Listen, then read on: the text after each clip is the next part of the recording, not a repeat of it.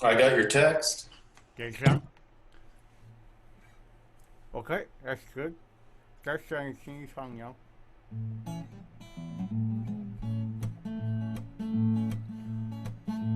You can count on me like 1, 2, 3, and I'll be there. 'Cause I know when I need it, I can count on you like 4, 3, 2, and you'll be there.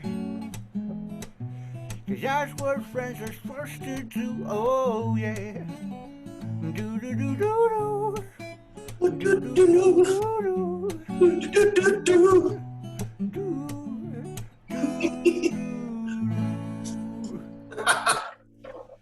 Awesome, cool. What food is that? It is chicken. It is a chicken.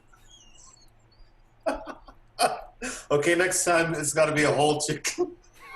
It is a chicken. Awesome. At first, I couldn't quite see what it was. I thought, oh, he's got some sort of kazoo. Oh, a bird kazoo. That's totally cool. All right, I got my coffee. I don't know why the light is just terrible in here. Maybe I need to get a new light. Get get a light for everything. So here I am in front of the window. But that is what I see outside my window. That's why I put that in the background.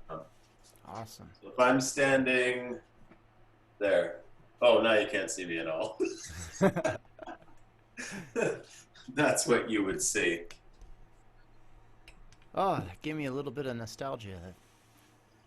Seen a little bit of Nova Scotia. Oats, man. So what is on our agenda today? Well, I had a couple questions if you wanted to start there, and then we could maybe use that to get comfortable and jump off into stuff. Sure, sounds good. Okay. The first one being, maybe we'll start with this one. What is a socialist libertarian? All right. That's a great question to start. Actually, before you jump off, could I actually get you to do what is a socialist and what is a libertarian and what is a socialist libertarian? Oh, wow, that'll take me like 5 hours. Oh, okay. Well, maybe one But will do then. well, okay, no, like that we can simplify it and try and make it more accessible to folks. I think people tend to want to gravitate towards simplistic definitions of both of those terms. And maybe that's a place to start, is to let people know what I think is the generally incorrect assumption about both of those terms. That libertarianism, in its simplest form, is focus on the individual, and socialism, in its simplest form, is focus on the community. And the community, that's where the word communism comes from. Now, people often make that wrong assumption that communism and socialism are the same things. They're not. There's a very wide spectrum of all of these things. And in fact, I am now at a place where I feel as though all of these terms are somewhat meaningless at this point, because it doesn't so much matter what the actual definitions of the words are, because the listener or the reader has a huge layer of what they think it is. And so you have to take into account what is the general feelings about it and the specific feelings about it. Like it's filtered through ideology, you mean, or filtered through culture? Through culture and their own understanding. Like if you look it up in the dictionary, socialism would be defined in such a way that it's that the ability to manufacture, the production, the means of production, that's the word used, the means of production are controlled by the many. Now, see, there's where it gets into the different layers. Is some think, well, it's the means of production controlled by a tiny group in the government, whereas some more on the Marxist side of it is it's control of the means of production by all of the workers across the board. So you see how that's a very, very wide spectrum from one end to the other. And then, of course, you look at a capitalist system and go, well, wait a second, isn't it a tiny group that it controls every board of directors for every company? And are you a democratic participant in the workplace that you work? No, not at all. The people, the board of directors, they make the decisions. You can argue with your boss. You can create a union. You can try to negotiate better terms, but ultimately, it is a capitalist enterprise, and the owners make the decisions. That's the final, that's the final consideration, is the owners. So anyways, I've gone on a few tangents here. Even in that, there's like, I'm like, oh man, okay. It's hard to get a handle. I mean, obviously you'd have to do some reading to figure that all out, or I would, sorry. Or people like me would have to do some reading on that. Well, that's a great thing. I think a lot of people should do a lot of reading about all of these terms. What I see is people basically don't have a full understanding of any of these terms. And I'll even include myself in that the terms are fluid and changing.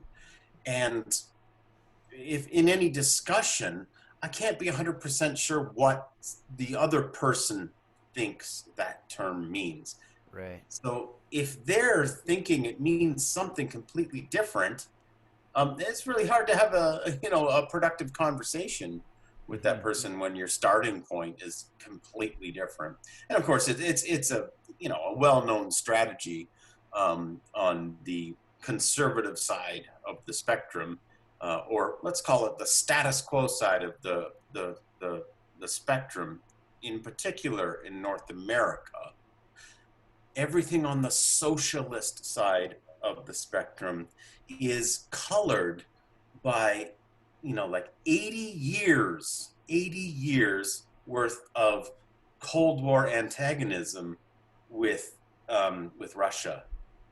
It's the USSR, the Union of Soviet Socialist Republics. So that, drop that word socialist in there. And you got to read a lot of American history to find out that that's a very common smear. Just say, we don't want to discuss that, so you're a communist.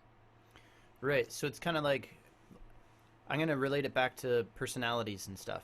Because we sort of went in that direction last week, or I tried to finish with that one a little bit last time.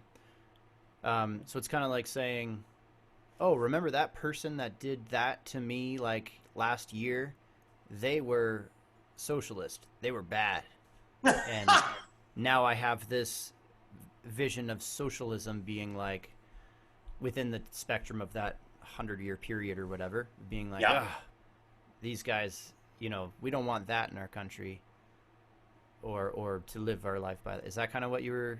Is that relating definitely to that accurate? Absolutely.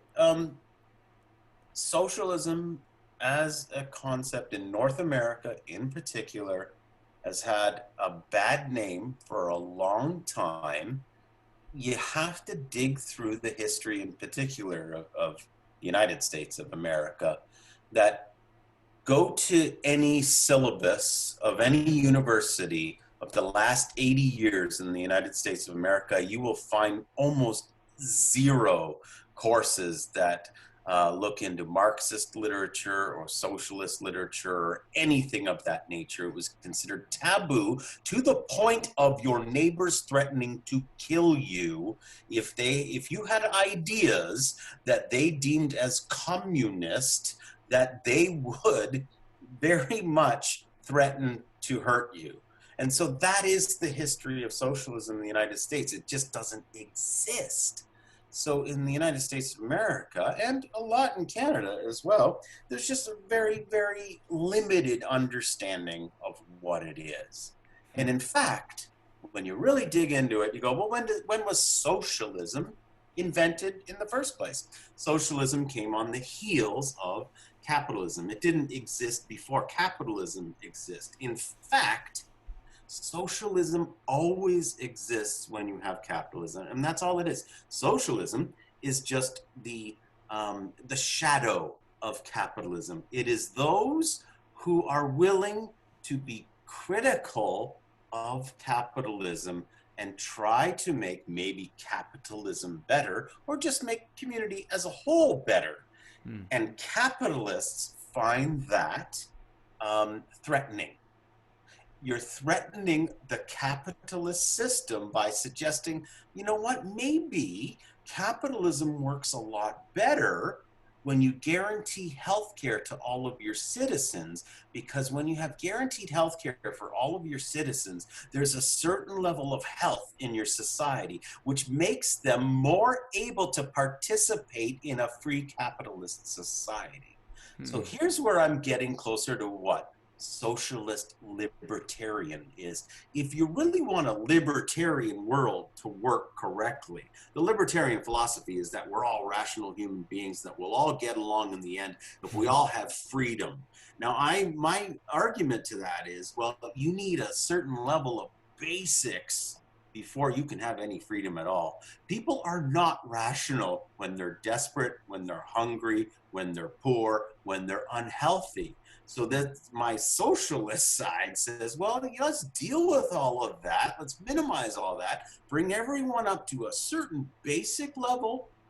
And then when you're at that basic level, then you're free to participate in a very libertarian society where we don't need a lot of bureaucratic managers to sort of hover over the details of every community. But if every community, everyone's at a certain level of comfort, I think there's a libertarian way to move forward from that. Okay. Libertarians will always, though, say, oh, socialists, they're for big government. And that libertarians are for small government. And I reject that simplistic notion. And that's why I like to, it's also because these are considered polar opposites. So I say, wait a second. Yeah, I am part of the polar opposites. I'm a libertarian socialist. And people go, poof, well, how can you possibly be for big government and small government at the same time? That's not possible. Yes, it is. It is possible because it depends. It depends on the issue. The United States, the military of the United States is the largest government program on the planet. Yet libertarians are like, oh yeah, rah, rah, rah, U.S. military. So, but I thought you were for small government. And then you realize, oh, it's not that at all. It's something entirely different. But then when you talk about healthcare, you go, well, wait a second. What is guaranteed health care for all of your citizens? Is that a big government program, or is that a simple government program? A government program that all they do is they pay the bills so that everyone can get to this level, and they get out of the nitty-gritty of like, oh yeah, you have to pay 20% of this particular kind of dental procedure, and you have to pay 30%, and your employer has, like in the States, it's crazy. They have like 150 different healthcare plans. It's insane. They have no healthcare whatsoever. In fact, my argument is that the United States simply doesn't have any healthcare at all. To put it in their capitalist system, it's completely dysfunctional. But anyways, I'm getting on a different topic here. Wow, I want to move that thing. See, every time I move my arm, my thing, it's funny.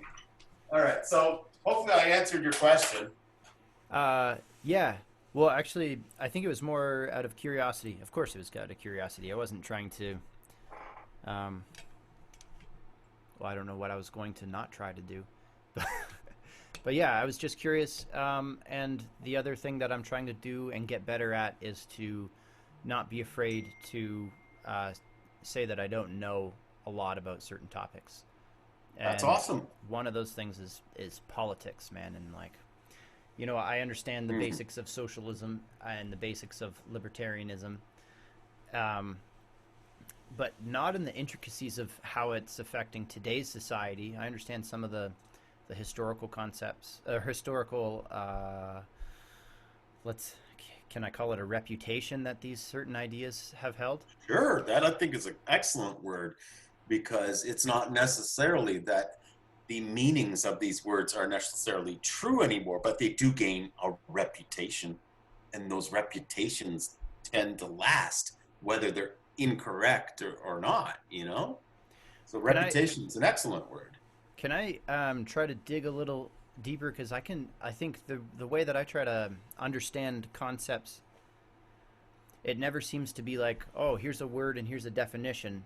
I always have to gain that like base level foundation of things, of being like, well, what purpose does a political ideology or train of thought like socialism, like why is it there? And I feel like historical context is so important to understand in regards to like, okay, well, we were all hunter gatherers at one point, and then someone decided, you know, oh, we need to help each other, so let's um, instead of killing you so that I can have the meat, I'm going to share the meat so that we can help each other and continue forward and increase our species. What I bad example, but um, I feel like I need to start there because whenever I start talking about these concepts, I'm just like, well, why? For example, I know that Jordan Peterson is a hot button topic, kind of like one of those Ben Shapiro hot button topics. But what I learned from him was the Pareto distribution. That regardless of economic, or sorry, of political thought, economic distribution will naturally curve towards a distribution where the majority of the resources go to a small portion of the people. Um, Yeah. what's your analysis of that in regards to socialism, Marxism? I actually don't know a heck of a lot about Marxism as well. I don't know, maybe, did you watch that debate with Jordan Peterson and there was another, it was a Marxist guy, scholar guy. I forget his name, but it doesn't matter. Anyways, um, would you Well, there be, are very few Marxist scholars, so I probably do know who it is. Maybe Richard Wolff. He's probably one of the most famous Marxists in the uh, United States. I think he was like Eastern European type Oh, of, Slovak or yeah, that guy. yeah, Oh, well, that guy's such a strange character. I really he's don't good. know where he lands on the political spectrum because I actually think he kind of doesn't land on any side in the political spectrum. I think he's just an intellectual who's constantly just debating these things. Hmm. But I don't have a great knowledge on him at all. Okay. And admittedly, I don't have a great knowledge on Jordan Peterson as well. I have a lot more knowledge about the world that surrounds Jordan Peterson because that has become something entirely on its own. Mm. Um, but what was the thing that you were going to mention that you said Um, the that the Pareto distribution yes, of wealth, and of course, I think, yes. yeah, yeah. Well, yeah, absolutely. In if you accept the system that we have, that is what it is designed to do. Here's another way of thinking about it right now. I think it's particularly clear right now that we're in this COVID-19 pandemic. And a whole bunch of people, servers, ushers, all these, big space places that are shut down. These are some of the lowest paid people in our society. However, when you take all the lowest paid people, well, I'll try and do this with my fingers, all of these people, that's who we're talking about. Let's say all of these people, or at least these three, go down to nothing. How are they going to pay their rent? And then if they don't pay their rent, how is the landlord going to pay either the heat bill, the light bill, or the mortgage? Because a lot of landlords are people who speculate on land, and and how are they going to pay the mortgage? And then that goes up to the bank. So what I'm talking about here is we actually live in a trickle up economy. You've got all these people at the bottom that are absolutely necessary to keep spending on the ideas that make people on rungs higher money. You can't be a successful landlord if there are no renters. Right. It's not a business you can get into. Man, you can't sell junk food if there's not fat people. I just had to say it that way. I was going to say it a different way, but I was like, what the hell? I'll say it the most offensive way as possible. Lottery tickets. If everyone was a millionaire, would you make money selling lottery tickets? Probably not. Like, oh, I get to win $1 million? I already have $1 million. Why am I just going to give you $2 a week for a almost zero chance of winning? But when there's poor people, yeah, that's a product they might consume. So if that's what Jordan Peterson is talking about, if you also accept the system that we have, yeah, that is what it's designed to do. The rich are designed to get richer. We all learned this when we were a kid. We all played Monopoly. Right. Yeah. And once one player gets a certain advantage on all of the other players, there's no way of coming back and winning. You're gonna go bankrupt eventually. And so, to bring it back to socialist thinkers and Marxist thinkers, they figured that out like 200 years ago. And they said, okay, this capitalist system is okay, but it's not delivering the promise of liberty and fraternity and equality, because they figured out that the only way, now this is very Marxist thinking, the only way an employee gets paid is if the employer makes money.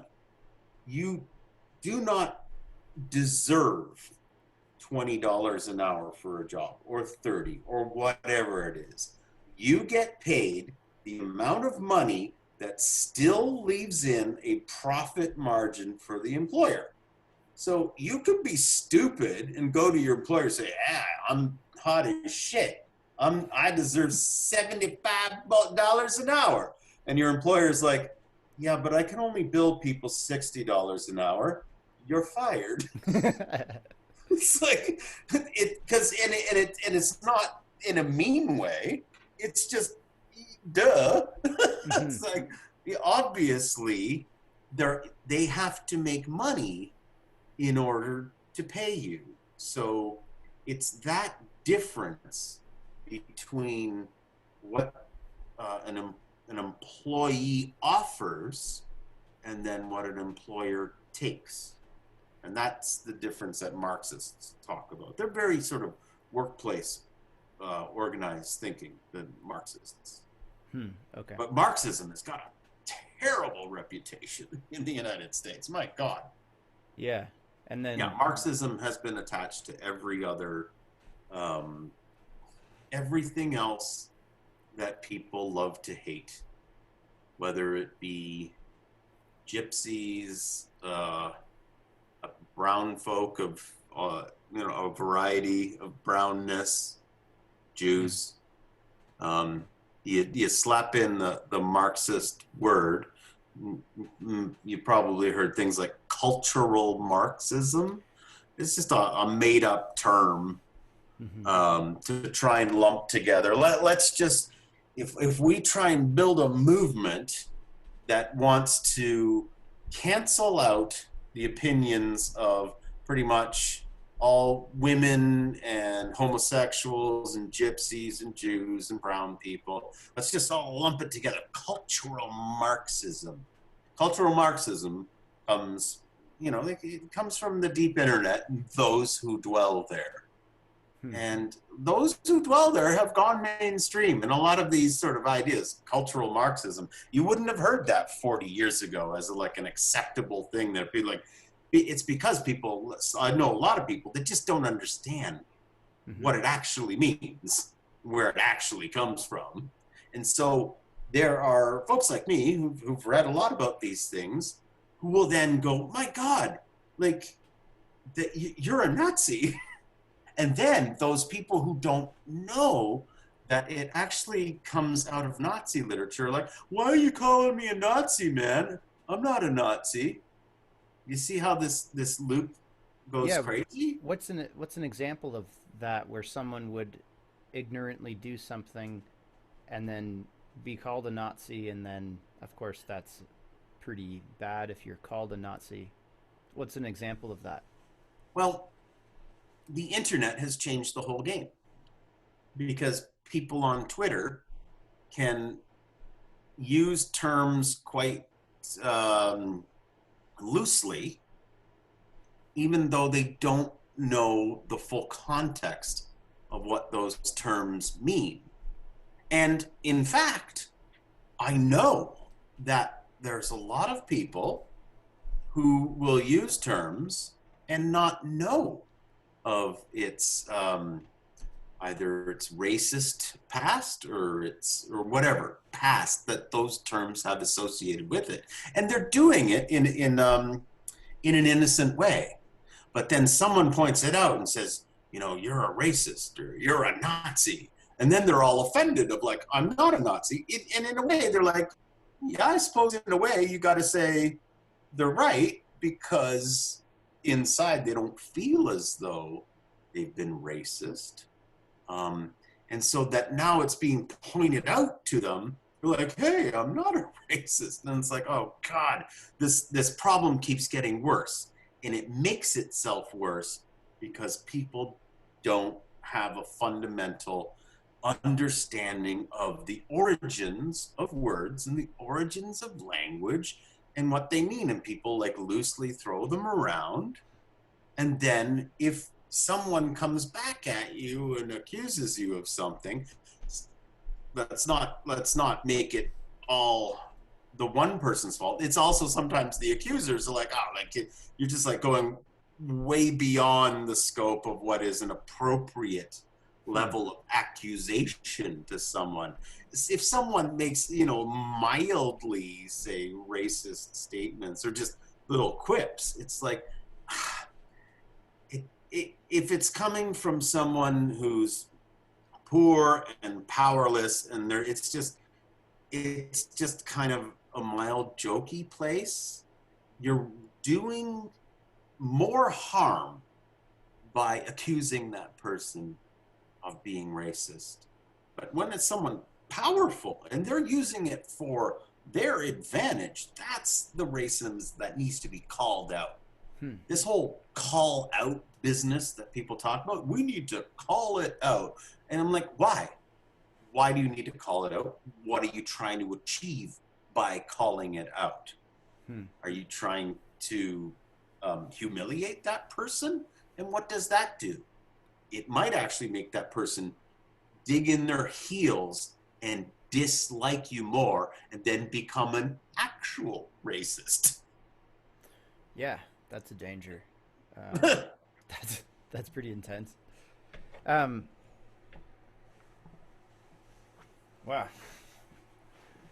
I think we all just got to be nicer, Yeah. Or another thing I was thinking about, and this might be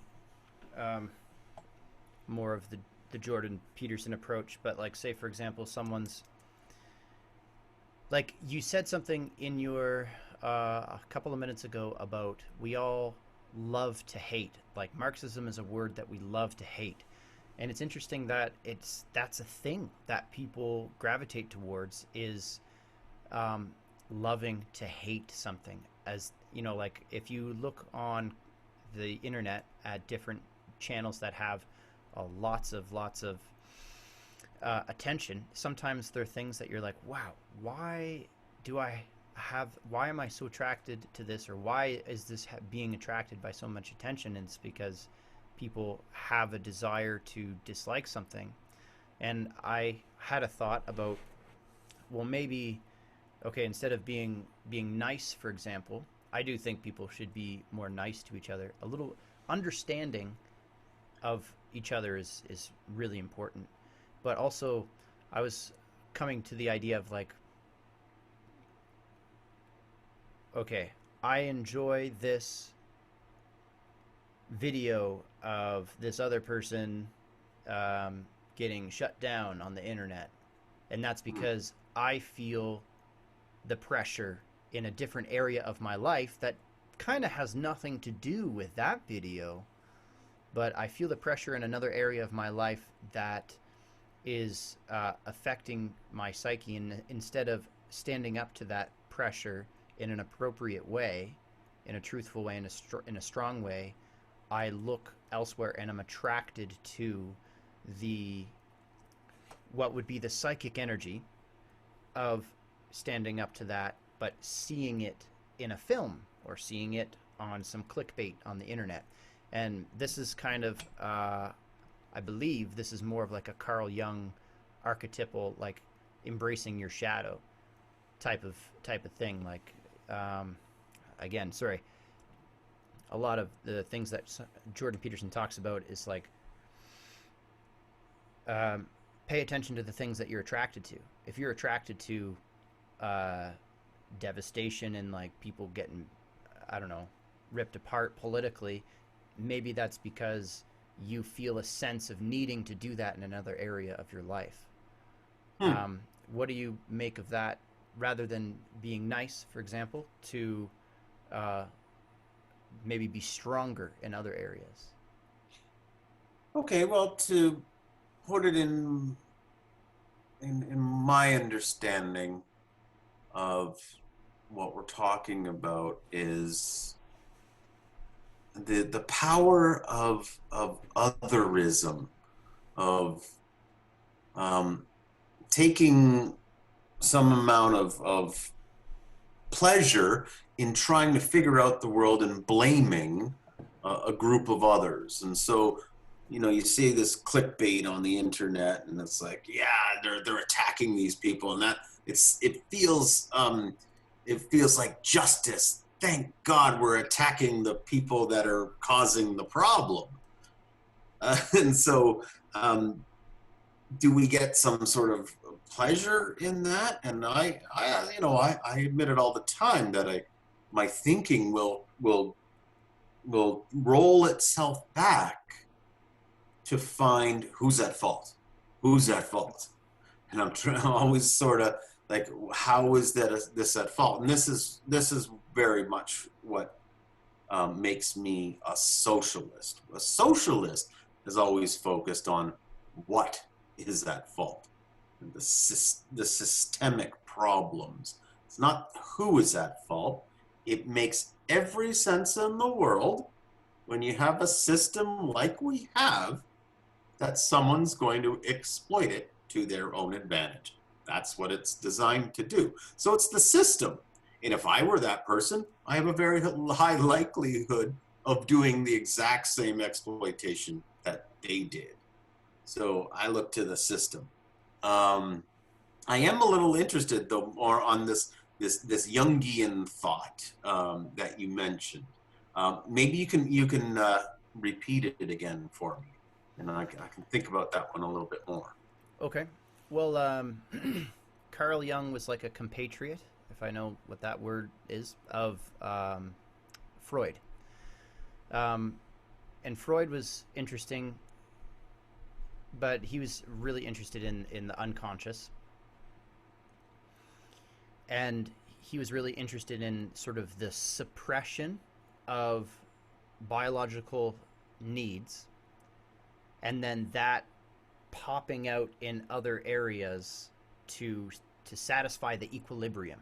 So it's like our psyche is always striving for equilibrium. I don't know if I have this completely correct, but we're always striving for equilibrium. And then, say, for example, this is a big thought in terms of sexual repression, that people think that we should be just sexually free, and that should be everything, that should be Yeah. completely natural and non-taboo. So when people started being like, okay, we should clothe ourselves, we should not have intercourse with more than one person, that the continuation of that growing into clothing yourself to make sure you're not looking promiscuous and things like that, you're actually suppressing the sexual desires, and then those desires pop up in different ways that are unhealthy, for example. Okay. Or aggression, as well. I think what we're talking about is coming to grips with the fact that humanity, we're monkeys, and we forget that part. That we are a very complex set of inputs and outputs and stimuli to try and handle the world. And because we have these brains that are, I don't know, more conscious than the other animal species we've encountered, but in particular, we're able to write things down and gather up this vast array of knowledge, forgetting that the moments that really impact us are actually emotional. We can intellectualize our lives till we're blue in the face. It doesn't change the fact that in the morning I have to take a shit, and at night I have to go to bed, and eventually I'm gonna die because I'm an animal. And we forget about that part. Yeah, I don't know how else to say that, but there is something to be said of these desires inside of us that we're our system probably does have a certain amount of trying to balance things out and make it manageable. And there's even some evidence that actually other animal species do the same thing. Interesting facts about depression, that there are many animal species that we suspect experience something very similar to depression. You'll see it often in the wild. An animal, say, is lightly wounded or something like that, and so they will go cower. But they go cower in a place of shelter, sometimes for much longer than what the physical wound actually requires to get better. But they're feeling insecure, and in fact, they're feeling a little bit depressed. And so they're like, ooh, I just want to stay in bed just a little bit longer to make sure I'm safe. And so we think of human depression, we think of it as this awful thing, and it is. But we fail to see that maybe it has a certain utility as well, is that the inputs that have come into that person have led them to feel as though like depression is actually protecting them from being hurt even further. Yeah, absolutely. I would say that that's like an evolutionary perspective on psychology, the evolutionary perspective on human psychology. Yeah. And I really like looking at the mind from that perspective, because it kind of tells you of a why. It's like Yep. you're hiding in a tree, and you're wounded, and all you want to do is sleep and not go out, and you're afraid to go out, and feeling insecure and all this stuff.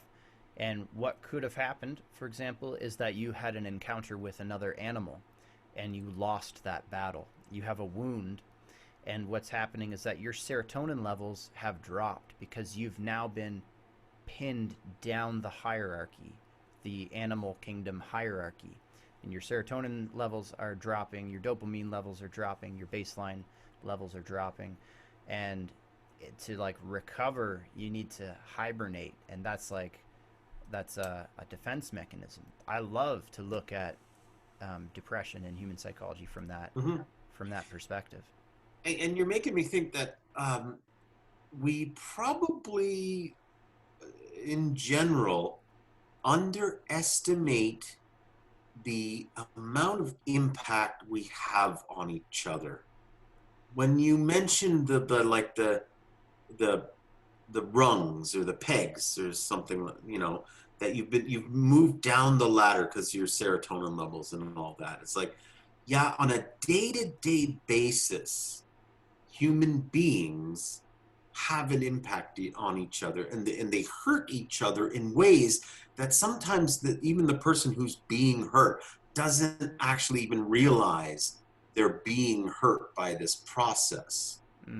So once again, systemic thinking, like a socialist would say, well, if you're chronically underpaying your workers for a task, they may not on a daily basis go home and go, oh, fuck, my job sucks. But over time, they're getting a tiny bit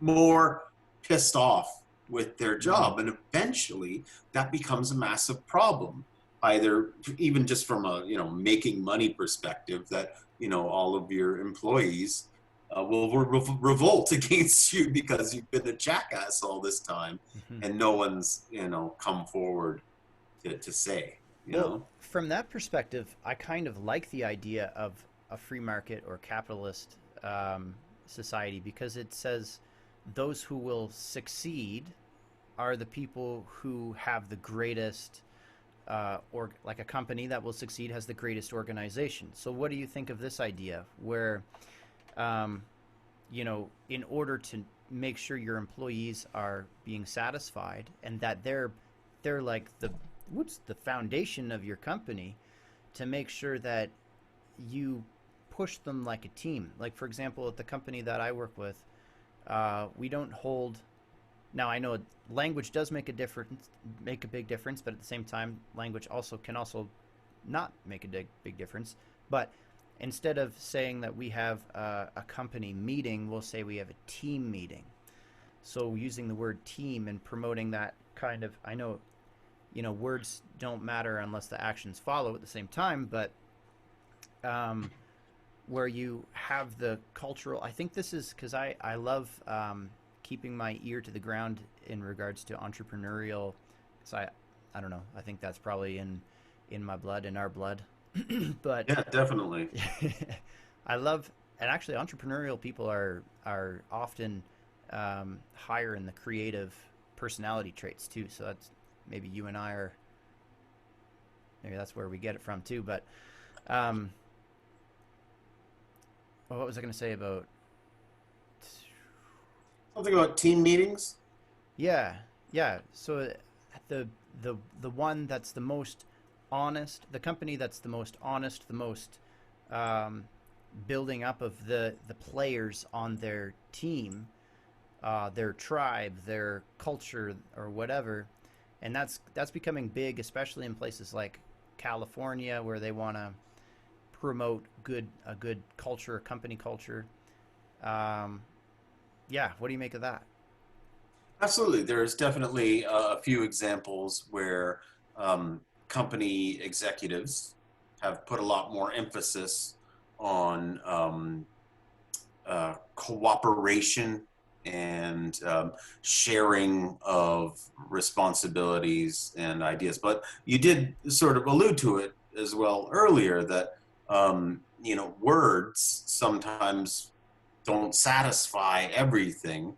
And if you were to talk about actual shared ownership, then you're actually having the true experiment. Because the other thing that's really interesting about capitalism is if you dig deeper, you always find really interesting stories. And you'll find a lot of, say, tech companies are doing this. They are making a more, equalized workplace for their core workers. And that's sort of the key concept here, is that they'll have this group of people that it represents this company. And yeah, they do a lot of shared decision making. However, what used to be part of the company, like the warehouse and the guys who deliver the shit, and the guys that come in the night and clean the place, they're no longer part of the company. They're part of another company. And those, they're contracted out. So yes, we've created this idyllic world for the people that would have been at the top of the company anyways. And then everything else has been contracted out to the non-important people, which is interesting because, right now we're finding out that these us non-important people are now the essential people, the guys who drive the trucks, the people who pick the food and package the food and are at the grocery store are the essential workers. They always have been. And so now is a really interesting time to be alive, to see all these abstractions in our world, and what merits do people bring to the table? Because that is the biggest complication with capitalism. It is always trying to sell you the idea that is a merit-based system, and that's just simply not true. If I start out with $10 million, I could literally do nothing. I could literally be a douchebag my whole life and get paid just by just getting paid interest and live off of it. So how is that a meritorious society when you start at a starting line and then you're just like, it's just given to you? And over again, we see what's actually happening is we're rewarding some of the most shameless behaviors. The more vitriol you put out there, the more you clickbait in this world, the more you put a bunch of hateful, crazy material out there. How do you explain a guy like Alex Jones? He's a madman. Now, he started out he was just a performer at the beginning. He was just a comedian. Now I think he's gone just completely off the deep end. But we're talking about just he went way over the top and then started getting rewarded for it.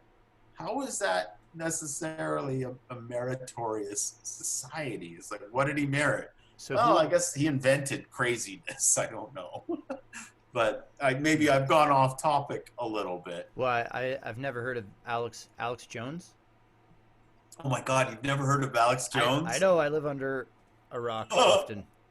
Maybe I live in an echo chamber. Maybe that you don't know Alex Jones. Alex Jones is like the king of conspiracy theory madness. He started this thing called InfoWars, and yeah, he's been banned from everything 1,000 times. Like, he's always getting in trouble. And like, recently, he's driving around in a tank at one of these Liberate America protests, and he's got like a bullhorn. I don't know what they call them, like a screaming horn. He's like rallying people up, and he's a provocateur, is what he is. In the old days, he's a bard. He's a noisemaker, and we reward the noisemakers right now. But so the thing I perhaps was hoping to highlight, and I'll do it now, is